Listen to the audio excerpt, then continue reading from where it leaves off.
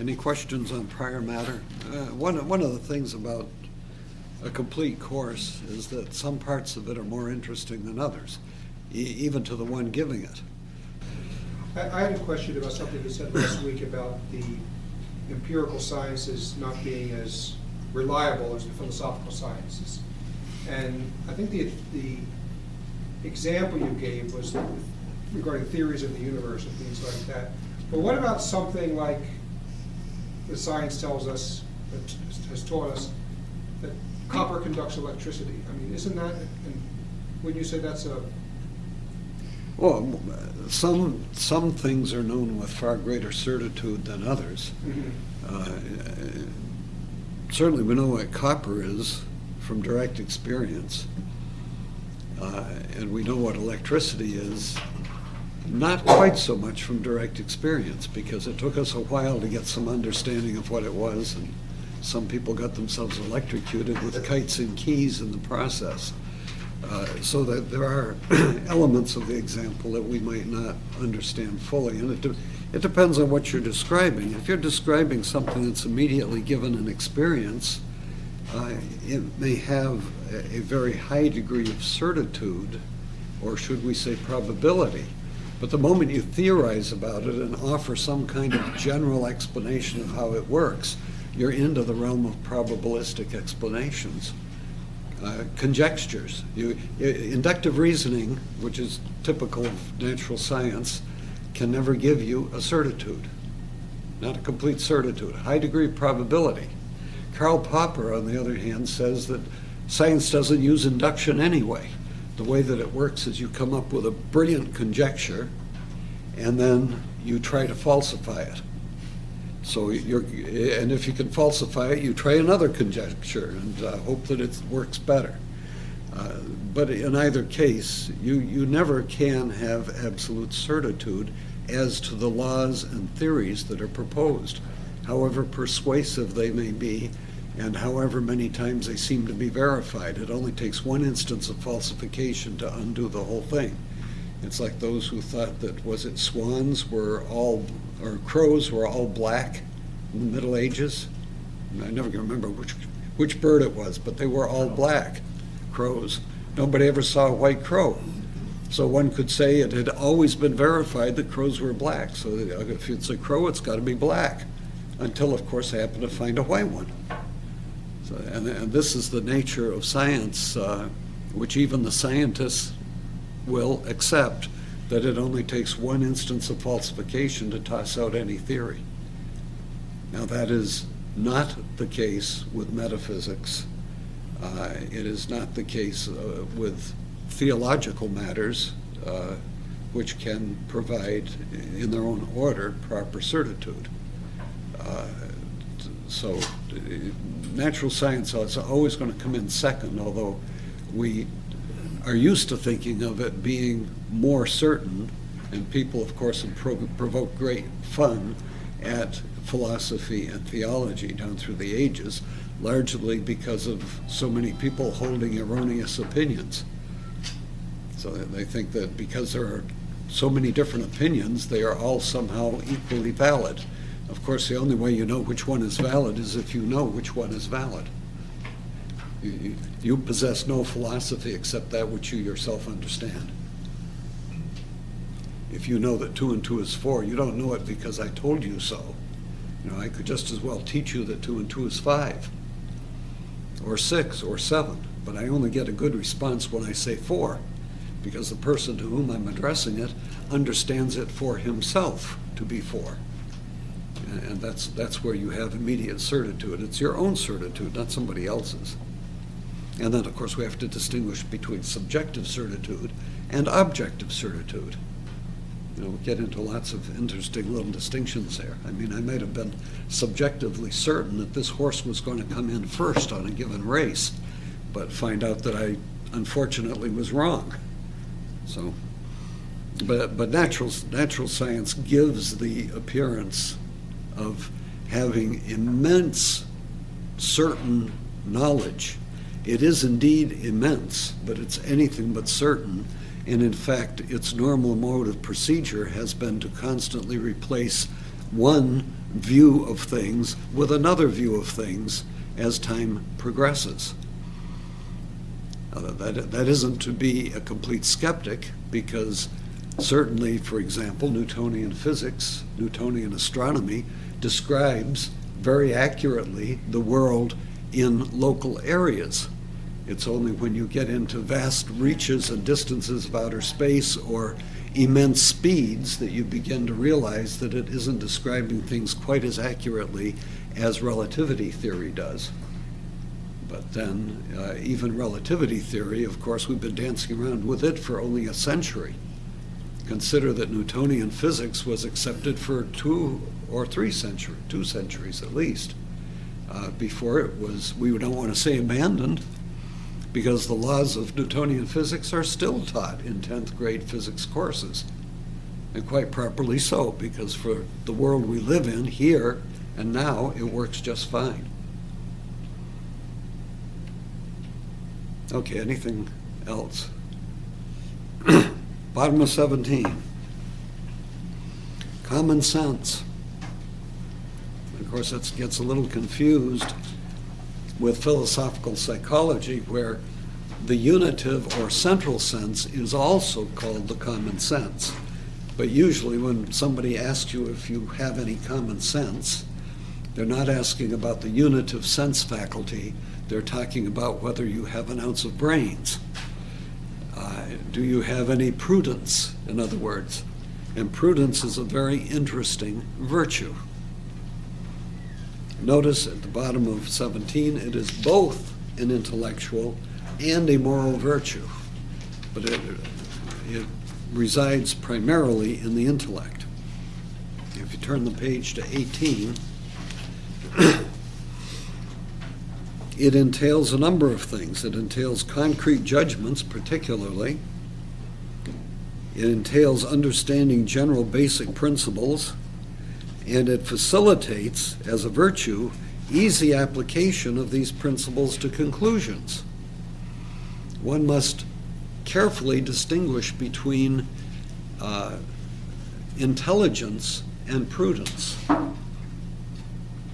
A prudent person, in many ways, is far more useful than an intelligent person. Intelligent people can make outrageous errors. Errors sometimes made precisely because they're too aware of their own intelligence. If you have a problem in life or something that you're trying to sort out, you want to seek the advice of a prudent person. Sometimes someone may have great intelligence, but they may not be the one you want to go to for practical advice about how to live. So it's, as we will see, it is certainly the most important of the virtues. It is the central virtue. If you lack prudence, you really don't have anything to work with. But again, we'll hit these, I believe, multiple times. I think prudence comes back to us. Well, maybe it doesn't. If it doesn't, I'll have to say more about it here. Yes, it doesn't come back. So we have to say more about it. I'm not sure what more to say. Does it come back? D. D. Oh, yes. All right, we'll hold off a bit till we get there. Well, actually, a little earlier. All right, so we're doing the moral virtues. We talk about the cardinal virtues, which are so called because it's from the Latin cardines, meaning a hinge. They're the hinges on which all the rest of the virtues rely. They're very, very important. These virtues are moral virtues because they are under the direction of the will.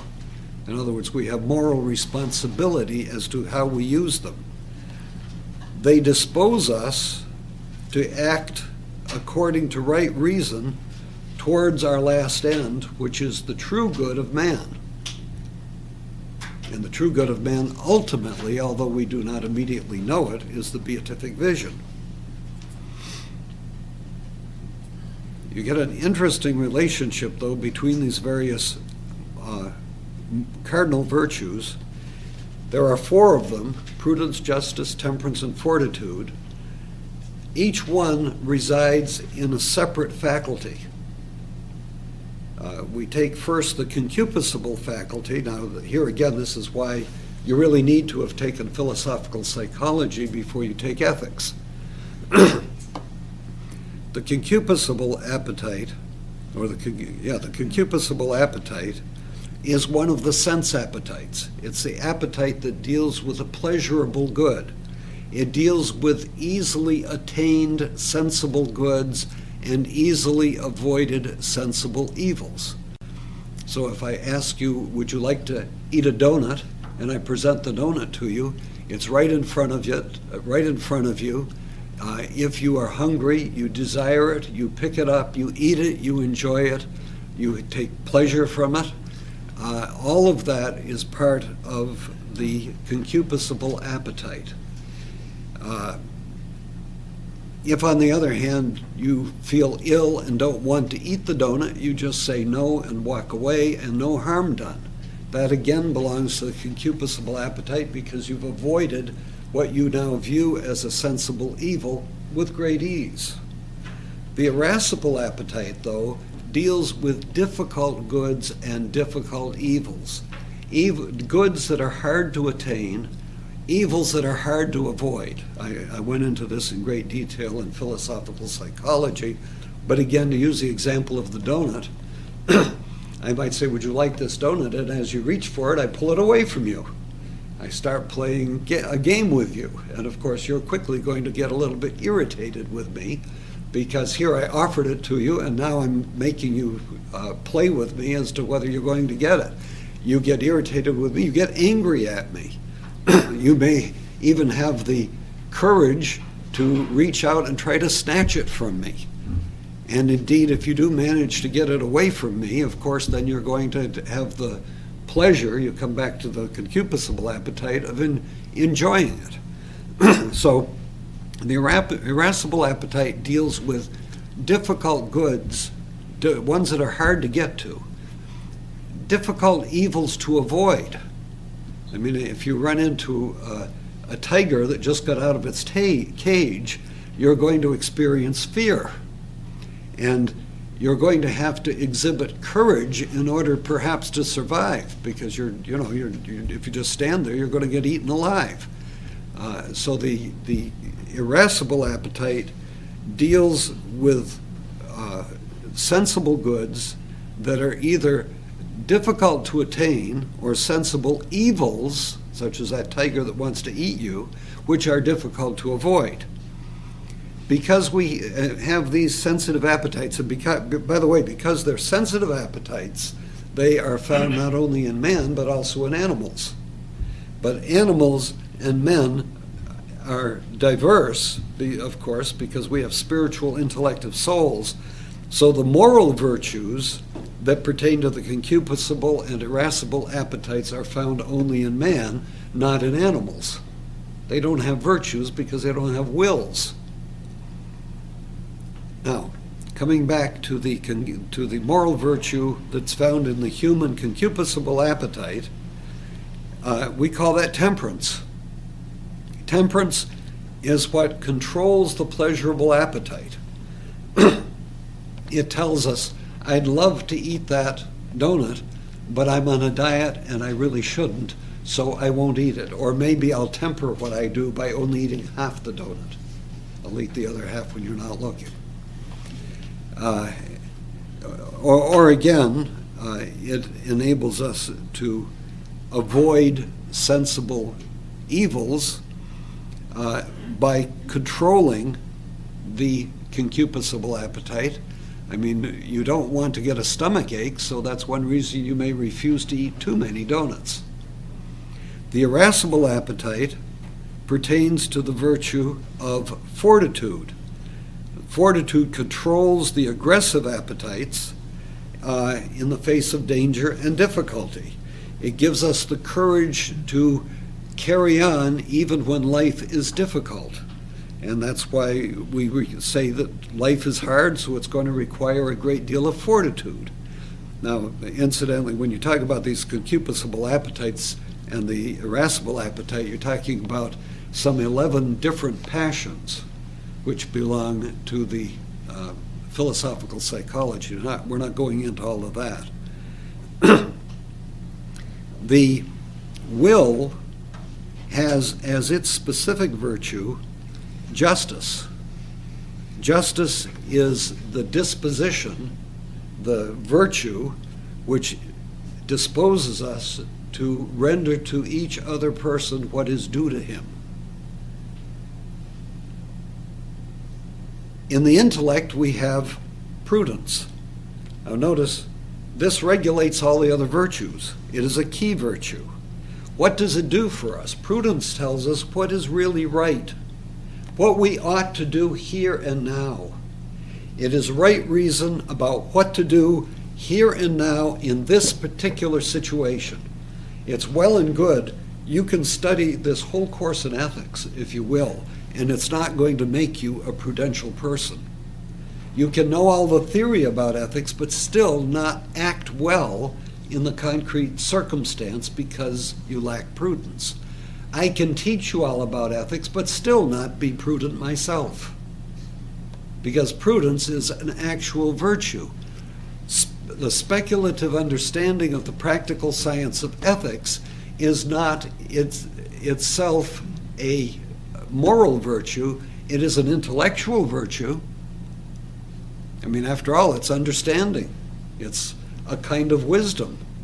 But it isn't a moral virtue because it doesn't entail the operation of the will in reference to that which I am to do here and now. Prudence is the critical virtue. It is the key virtue, because if you don't have prudence, you're not going to know when you should be temperate. You're not going to know when you should exhibit fortitude, and you surely aren't going to know what's really just. Could you imagine a judge who lacks prudence? Here he is dispensing justice, but he doesn't know what's really right in any given circumstance. He'd be useless. And these virtues all hinge upon one another.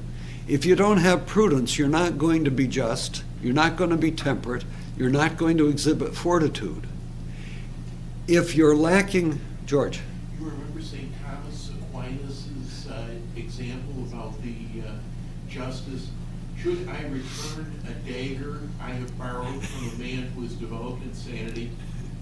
When should I return it? When should I not return it? Right, we use the same example, but we usually say a gun. But of course, it's quite appropriate. I mean, you have to give somebody back his property, don't you? But you know, you oughtn't give it back if he is not going to be rationally able to use it with safety. But where does prudence come in? I have to judge when that's the case. I mean, if you come back to me demanding your pistol and you look just a little bit weird, what am I to do? You see? And we do make mistakes, sometimes with horrific consequences. You see, it's not written in a book. What do you do when this person comes back to you and says, I want my gun back? That's not in any book. That relies on your practical, immediate judgment of what this guy's going to do with a gun. And that's not in a book, is it? That's why you need prudence. But as far as the other virtues are concerned, let's say temperance. If somebody is very good at controlling their appetites for sex or for food, that's well and good. But here's the problem. If somebody lacks virtue in reference to temperance, very quickly he's going to start making bad decisions about what he should eat or with whom he should have sex. In other words, his judgment, his prudence will be affected. If you're lacking the virtue of fortitude, again, you will exhibit cowardice when you ought to exhibit fortitude, and that will affect your judgment as to what, say, your duty is in a certain circumstance, because the coward will quickly excuse himself for lacking obligation. And therefore his judgment will be affected, so you lose prudence. And clearly, if you're lacking the virtue of justice, you're quickly going to lose the ability to even to judge what is just. So that these virtues interact with each other.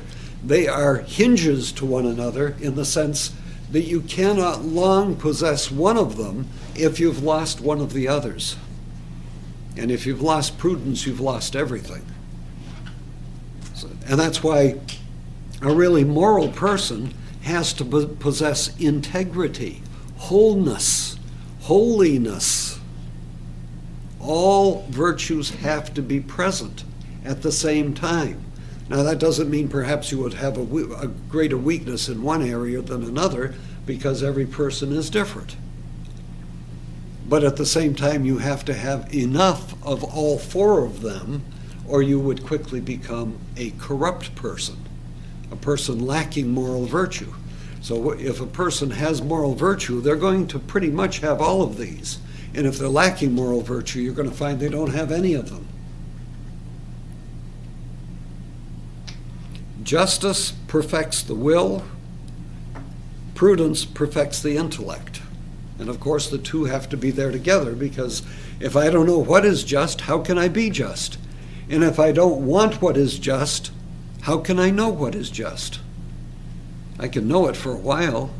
You know, it's just like you could teach ethics and be a completely corrupt person for a while. But I can't help but think eventually it would become more and more difficult to accurately make ethical judgments. But remember, this is why we always run into people where we see them as paragons of virtue, and then suddenly you find out they've been leading a double life, which often comes at great shock and great scandal. B, a little speculative question. If the end of man is a natural end, and it is a natural end, how come we don't just naturally attain it? I mean, after all, how can a bird miss its end? Birds just do what they're supposed to do. They fly and they make more little birds, and they make nests, and they chase after worms. You never see an immoral bird. And as St. Thomas says in the Contra Gentiles, nature acts always or nearly always so as to attain its end, and fails in a few instances only because of some corruption, something going wrong, some accidental incident. So a few birds don't fly, but most of them do. A few birds, I suppose, don't know how to make a nest, but most of them do. So why then? In other words, they're fulfilling their nature, they're attaining their end. So by the same reasoning, man ought to do the same thing. We ought to almost all attain our end. Would that it were so easy. But it isn't, because unlike the animals, we have free will. And we have problems that arise in our nature, problems which are the effect of original sin. And it can't help you if you don't believe in original sin here. But that's the condition of man. Original sin did not destroy human nature, but it wounded it. And even if you don't believe in original sin, you ought to be able to see there's something wrong with us. Reason tells us that reason is our highest faculty. Reason is what distinguishes us from all lower creatures. Our intellect makes us superior, and of course is the evidence of the spirituality of the human soul.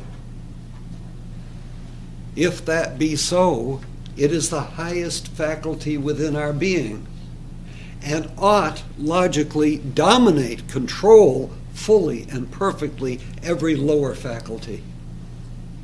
It ought to completely and with ease control the concupiscible and irascible appetites, but as every one of us knows too well, it doesn't. As somebody once put it, man is but a drop of reason in a sea of emotion. We appear to be ontologically inverted. Our intellect should be at the top of our being, but in so many cases we are dragged about as by wild beasts by our passions. How can this be? Fact is, it is. And because it is, we know something has gone wrong in the very order of human creation. I realize, of course, the Darwinian would completely scoff at this because he'd say, well, look, we're just overgrown animals, and of course we're driven by our passions. But then he doesn't recognize the essential distinction of the intellective soul and the intellective powers, which make us essentially different from and superior to merely highly evolved animals. That being so, we pose as a conundrum. Why is it, then, that the intellect doesn't dominate the lower passions? Theologically, we are told because of original sin. But even if we weren't told that theologically, we could almost figure it out. Because knowing that we do have free will, we know that we are also in a rather abysmal state that logically we ought not be in. Something went wrong. Adam and Eve did something they shouldn't have done. Don't know what it was. Sloth over there. Yep, that's it.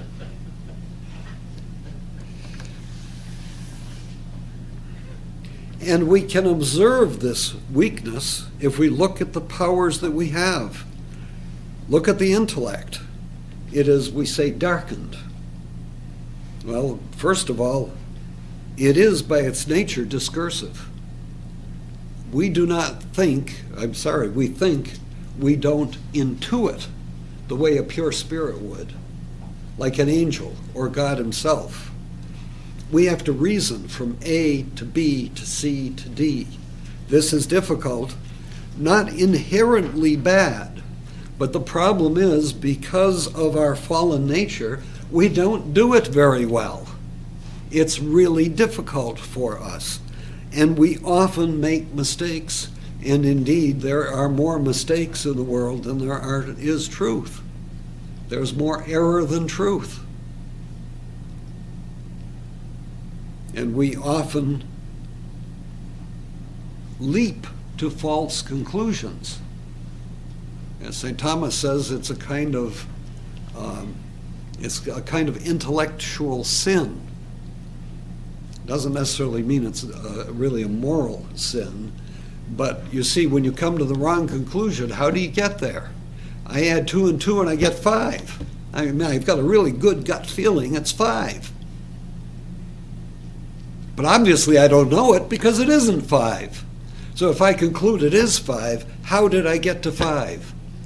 Something pushed me. Well, it wasn't the intellect, it was the will. It's the will that leaps over the premises. The premises don't get you there. They couldn't because they don't lead there. I'm talking about more complex reasoning now. The premises can't lead there because they don't. So if you get to a conclusion that's false, it's because you've gone beyond the data given in the premises. And you had no business doing it. And you only got there because you took a guess. You leapt to the conclusion. Your will pushed you.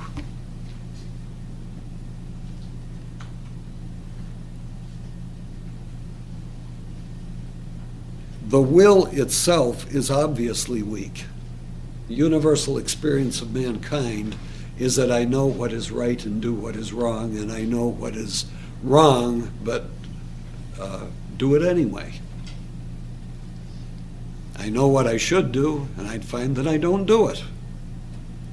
Now, of course, there are 1,000 ways you can explain and excuse this, and we've learned a lot of them in contemporary psychology. We now know that there are actions over which we do not have full control.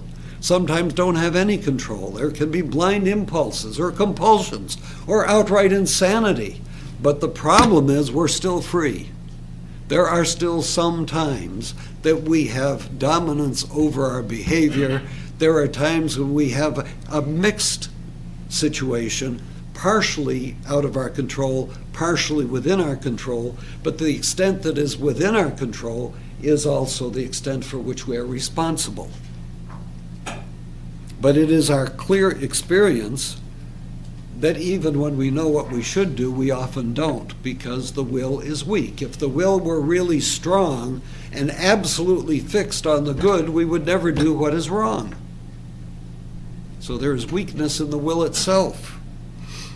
Moreover, this is understandable because of the weakness in the concupiscible and irascible appetites.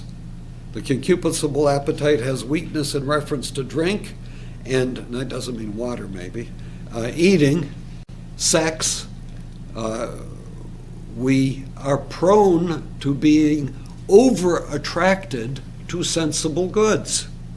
We see them as having more value than they objectively do.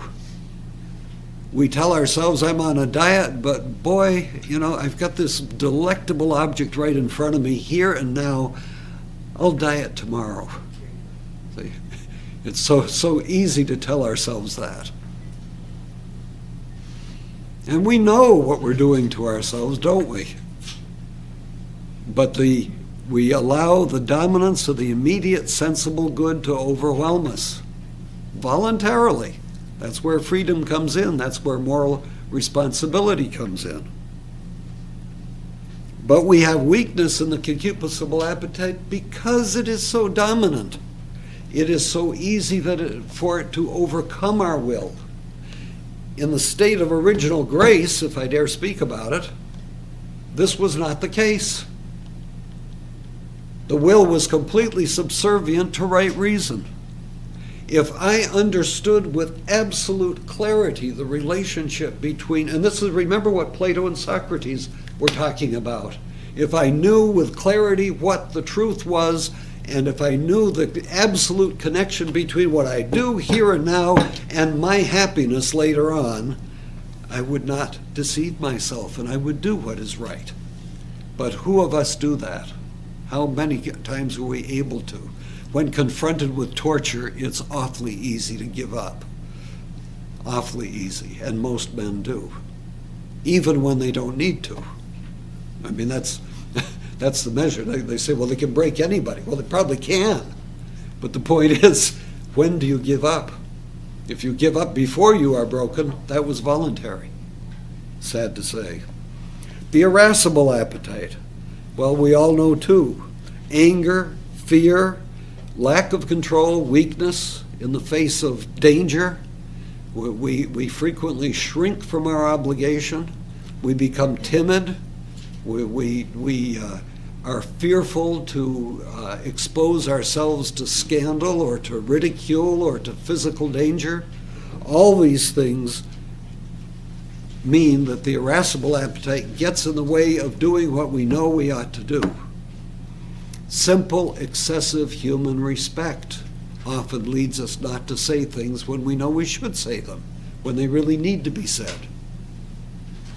But of course, intellect also, the virtue of prudence, sometimes reminds us not to say things when they shouldn't be said. Or to know, remember prudence, we need to know when it won't do any good to say something.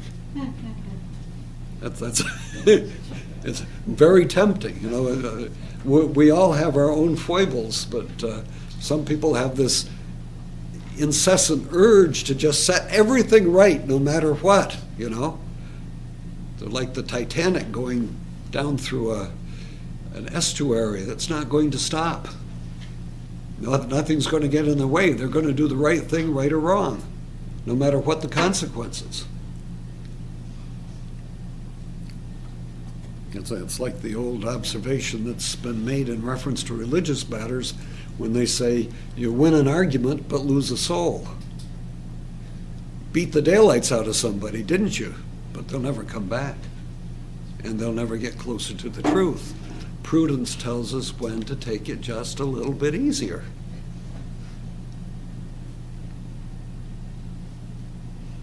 So we need virtue, we need all these virtues in order to control and to perfect, it says the psychic life, but people will misunderstand that. I'm not talking about getting out your crystal balls. We're talking about the life of the soul, the life of the soul. We need virtue. And remember, virtue makes it easier. These are habits. Virtues are habits. Habits facilitate behavior. Just like you learn how to ride a bicycle well, the more you do it, the better you do it. The more you play tennis, the better you get at playing tennis. And so too, the more you perform virtuous acts, the easier it is to do them. The more perfect they become. If you're used to telling the truth the best you can all the time, it is second nature to you. If you are an inveterate liar, it's really hard to tell the truth. If you have a virtue of telling the truth, it's really hard to tell a lie. You're a bad liar. You're a rotten liar because you don't do it. You don't do it enough. See? Some people are excellent liars. They do it all the time. They have good memories. You have to. But it's that old principle of inertia. The more we live a certain way, the more easy it is to live that way. It facilitates the behavior. So if you have justice, temperance, fortitude, and prudence, all operating together at the same time constantly, you will tend easily and enjoyably to lead a virtuous life. For many of us, it is a constant struggle between extremes. That's the human condition, unfortunately. And just when you think you really got it down right, you commit the error of pride. You know, I'm really a good, virtuous person. Uh-oh. Just fell on my face.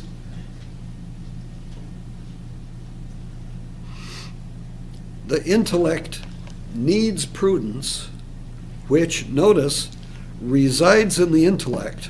It's an intellective virtue, primarily. But it's also a moral virtue, because it is under the dominion of the will. The will affects our ability to make prudential judgments. But they are judgments. Being judgments, they are primarily intellective. Prudence sits at the middle of everything. Prudence is so strong and the will is so weak. How we can do that? Prudence is not so strong.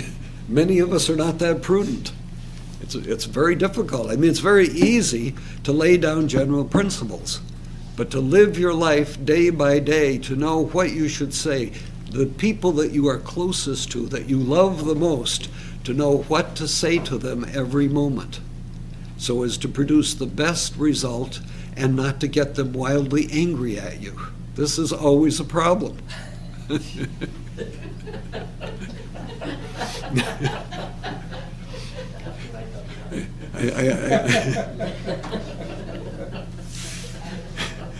I told you at the beginning of the course, one of the difficulties in ethics is that it's very easy to say, oh, I'm open to the truth, but these are truths that step on our toes.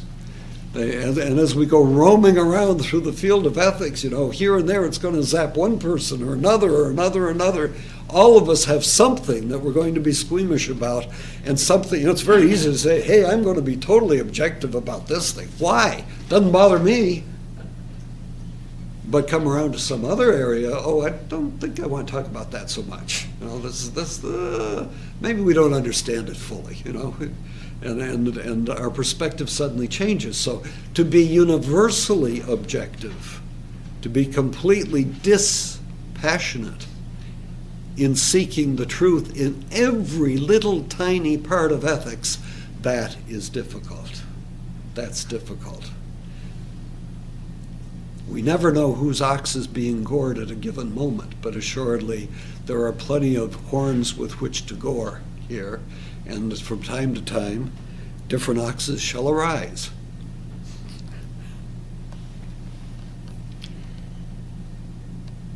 And notice, again, this is a big point, I was going to make it, I've made it earlier, Prudence is based, it's not based on intelligence, but on keeping in mind the true ends of life. It's not based on intelligence. I gave you the example of Albert Einstein dying because he couldn't make up his mind whether to have an operation. The prudent person always keeps in mind what really matters, how easy it is to get carried away with things that don't matter. How many people get so wrapped up in their life and simply trying to make money? You know, that's all they think about. And they get so wrapped up in it, they wind up destroying their families. They wind up possibly going to jail. You know, they got carried away with how much money they were going to make and how they were going to make it. But even if they make it properly, you can see people that are very ethical in the conduct of their business and very successful businessmen, but they may fail because they don't spend enough time with their family. It may not even be that they treat their family badly when they're with them, but perhaps they aren't keeping a prudential balance between work and play and home. How hard it is to do all of these things right. Virtue is something of the whole person, every part fitting together. And you say, well, gee, I need a supercomputer to figure this out. And that, of course, is what we don't have. What we have is the virtue of prudence. The prudent person will always tend to keep things in proper perspective and realize, I've been obsessed with achieving this particular goal, but wait a minute, I've gotten so possessed with it that I'm obsessed with it. And it now is interfering with things that are of greater value, things that may matter more in the long run.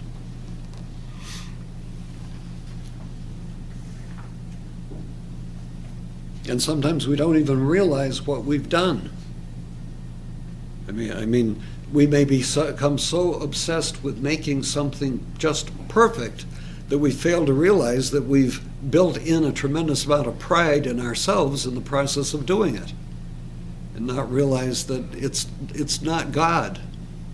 One of the problems that we have, as one of the early saints pointed out, is that we put too much value in finite goods. We expect more out of a finite good than it can give to us because it isn't God. And prudence enables us to adjudge its actual value and not overestimate that value, so that we become consumed by it and sucked into it, and it becomes our God. Temperance restrains excess of the concupiscible appetite. Now notice this one. You can either violate temperance and fortitude by excess or defect. You can go too far or not go far enough. But curiously, when it comes to temperance, there's no danger of defect in the desire for food, drink, or sex. In other words, it's not a matter of that you're failing to seek these goods. You will naturally seek them. You won't be lacking. Of course, it is possible to have a lack of desire for food if you're too ill, but that's not a moral virtue. That's a physical disease. Fortitude, on the other hand, restrains us from being too fearful and cowardly, and on the other hand, it keeps us from getting too bold. Here we can go in both directions. We can have excess and defect. With temperance, the problem is excess. We want to drink too much, we want to eat too much, we want to have sex too much. That's the problem with temperance. Fortitude, it goes both ways. You can either have too little or too much. You may be too cowardly or you may be rashly foolish. I've often wondered about the prudence of somebody who gets the Congressional Medal of Honor because he charged a machine gun nest. Not totally sure whether this is a sign of complete rationality. It could be conceivably, but on the other hand, we do have an obligation not to get ourselves killed for no purpose. Now, presumably they get the medal because they took out the machine gun nest at the same time, and sometimes they survive their temporary insanity. You see, that's why it's so hard to judge who really has virtue, because we don't know why somebody did what he did. He might do something terrible, but not be able to help himself. He might have done something wonderful, but he couldn't help himself. That isn't virtue. That's why they say the person who has the virtue of courage, say under fire, isn't the person who has no fear. The person who has no fear under fire is nuts. But it is the person who is scared to death but still does his duty who exhibits courage, true fortitude. We seek what is known as the golden mean between cowardice and rashness. We'll talk more about that at the bottom of the page, so I'm not going to right now. We're on page 19, F. Fortitude includes magnanimity, which inclines one to great deeds and reasonableness in the face of honor and dishonor. How can one exhibit? Magnanimity, of course, means greatness of soul. Greatness of soul. And sometimes one has to do something upright. I mean, if it's your 50th wedding anniversary, you better take your wife out to dinner. And better be a good one. And maybe you better spend more on it than you did last year.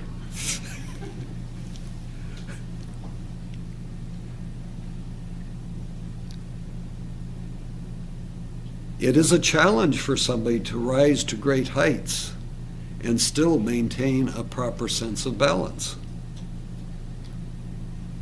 I mean, if you get elected to be Prime Minister of Canada or President of the United States, I imagine that's one heck of a challenge to keep your moral balance. Very easy to make the mistake of thinking you're more than you are. And yet you have to have magnanimity because you carry the burden of the office that you hold. And you must do so properly. You mustn't dishonor your office, as some have done.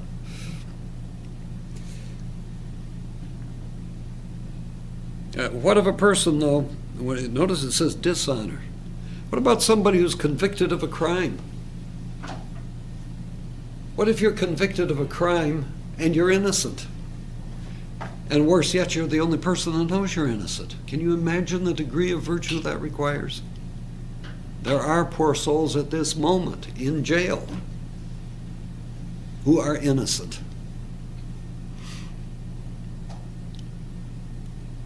I know, for example, that Bill Donahue insists that he knows at least of one priest who was wrongly convicted on one of these trumped-up sexual charges and who is serving in prison right now.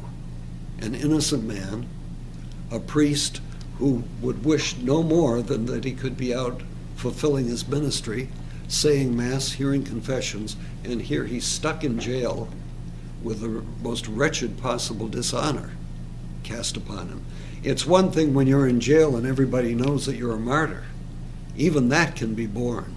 But to be in jail where everybody thinks that you are horrific and yet you are innocent, can you imagine the degree of virtue that requires? That's what we mean by heroic sanctity.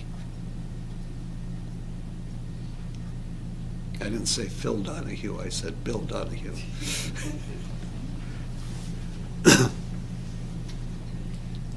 I've been on Phil's show, by the way, long time ago. That's before he had achieved the great degree of honor that he subsequently got. This was back when he was still just a little old newsman back in Dayton, Ohio, on the radio.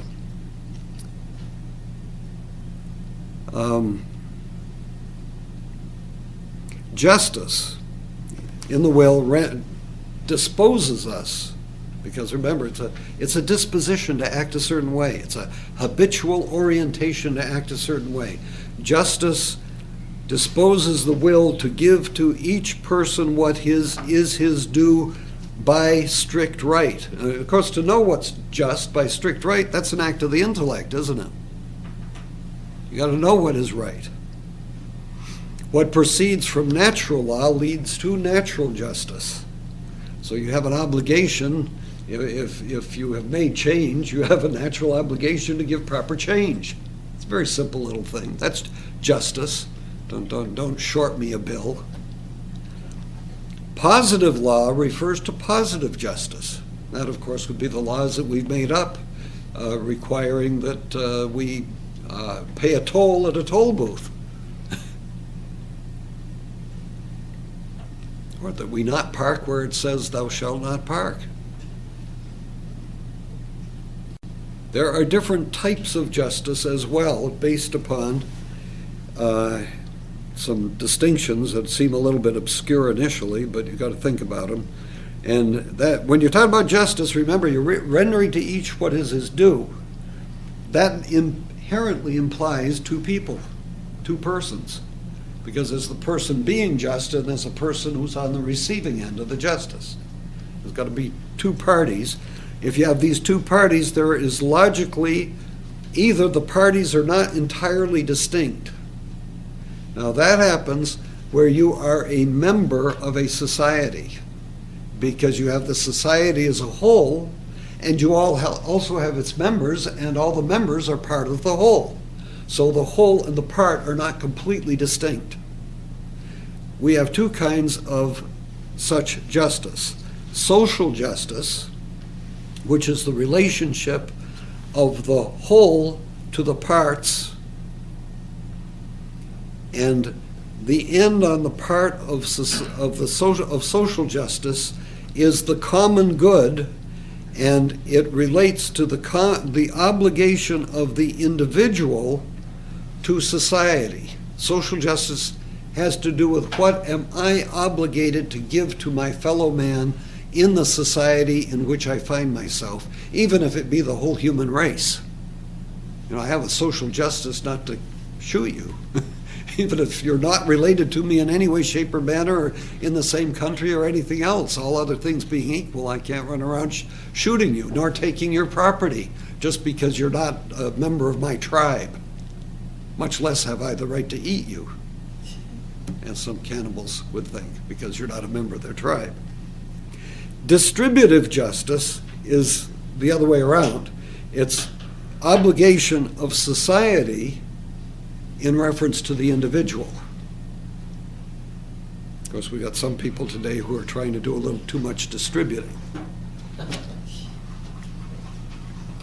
Now, conversely, we have what is called, or we have a situation where the parties are completely distinct, and that's where you've got, like, me to you, two different people.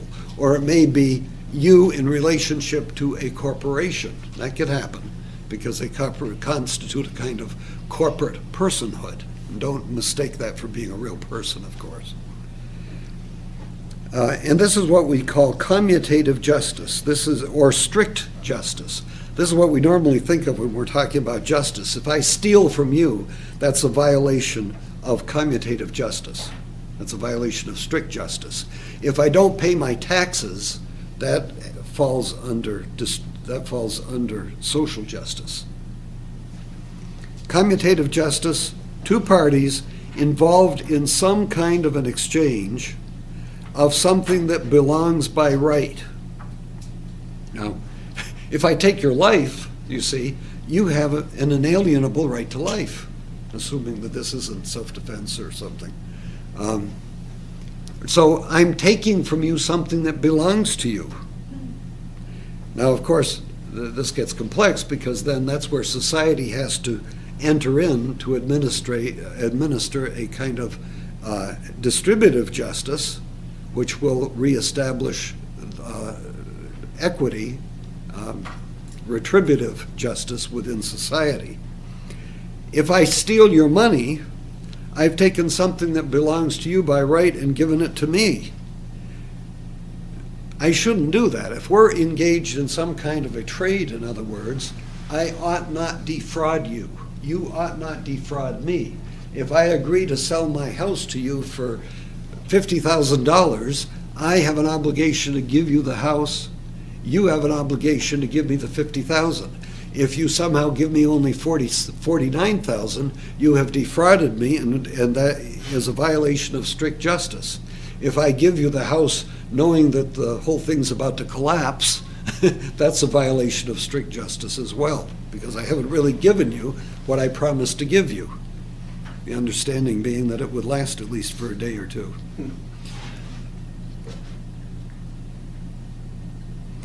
And of course, this is why, if there's a violation of strict justice, something's got to be fixed. If I defraud you, you go to court and get the judge to make me give back to you that which I promised in the first place, or that which is therefore owing to you. The object of commutative justice is the individual good, not the common good. We'll talk more about the common good later on.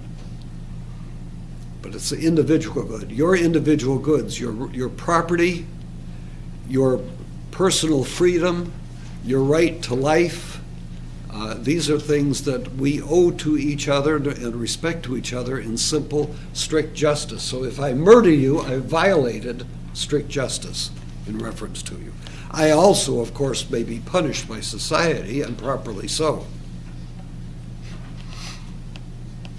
Notice, with respect to strict justice, it demands restitution of losses in order to restore objective rights, which is not necessarily applicable to social or distributive justice. If I steal money from you, it isn't good enough for me to say I'm sorry. It's not good enough for me to tell God I'm sorry. I have an obligation to give back to you what I took from you, because as long as I keep it, I'm still violating your rights. I take $1,000 from you and say, gee, I'm sorry I did that, and then go off with $1,000. That's not going to fly. I'm not really sorry, am I? I have to give you back your $1,000, don't I? So that there's a need for restitution where there's been a violation of strict justice. And that, of course, applies where you have damaged somebody. If you get in a car accident, you damage their car, you damage them, you kill them. You have an obligation to restore to them what is taken from them. You may have taken away from them their ability to provide for their family, in which case you owe them a lot of money, because you can't give it back to them, but you can give it to their family. Now, the bottom of 19 has a very good little diagram. We'll finish on this, but very good point. It's what's called the golden mean, Aristotle's golden mean of virtue. It's the mean between excess and defect. There's a nice little chart there. I drew that myself. I'm very proud of the curve. The straight line arrow I can attest to, or give credit to my ruler. But the curve was freehand. I'll have you know. I only say this because of how badly I usually do it. But please notice that virtue is not a compromise. It's not a mathematical mean between excess and defect. If you're going to eat your supper and I put on your plate 1 ounce of food, that's not enough, is it? 50 pounds of food, how about that? That's too much, right? Therefore, let me see, we've got to hit the mean. That means I should put about 25 pounds of food on your plate, right? For your supper. That would be the mean of virtue, wouldn't it? No, hardly. There is a right amount that you should eat, and it's closer to 1 ounce than to 50 pounds, isn't it? A lot closer. So when we talk about virtue, you have the extreme of defect and the extreme of excess. Too little, that's bad. Too much, that's bad. If you're trying to be generous to people, well, I suppose one might say there's no such thing as being too generous, but you could be too generous because you spoil somebody. Give them more than they need. See, you can go too far because it's against prudence. But if you're trying to deal with somebody courteously, you don't want to sound like you're just, being so lavish in your praise of them that you sound completely hypocritical. On the other hand, you don't want to appear rude. The golden mean, the virtue, is to know how to deal perfectly with the person so as not to offend, but to be courteous in every possible respect. But please notice that the mean is an extreme of virtue. There's no such thing as being too virtuous. No such thing as being too virtuous. Be as extreme as you want in virtue. But in reference to a particular virtue, it may fail because you may be either defective in exercising it or excessive. For example, anger. You can't be so cowardly that you let people walk all over you, or worse than that, let them walk over those for whom you have responsibility.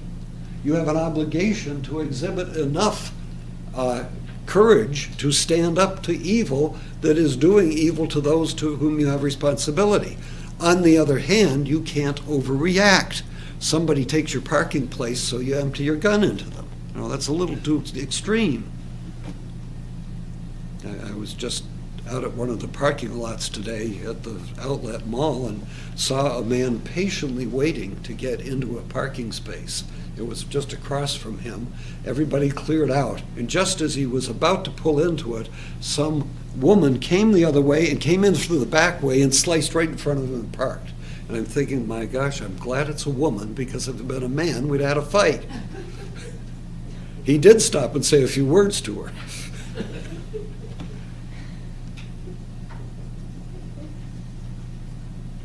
But of course, you see, prudence tells you that there's a limit to how far you go. Okay, you might like to do more to her, but you just can't. You have to control yourself. See? That's a perfect example of where prudence tempers what we would like to do. We talk about somebody having a bad temper. What we mean is they don't control their temper. And oddly enough, it doesn't pertain to temperance, it pertains to fortitude, because it's the passion of anger that they're not controlling. People, of course, we talk about them losing their temper, when in fact the problem is they found it. Okay, well, I hate to delay this, but we'll have to, I guess it's after Thanksgiving, we'll have to take up vice. So you'll have to wait until after you've eaten your turkey or ham. I urge you to keep in mind the virtue of temperance as you approach these birds. I would also remind you, they say most people put on 1 or 2 pounds at Thanksgiving and at Christmas and never take them off. Every year. You just work the math out after 10 or 20 years. Have a nice Thanksgiving. Thank you.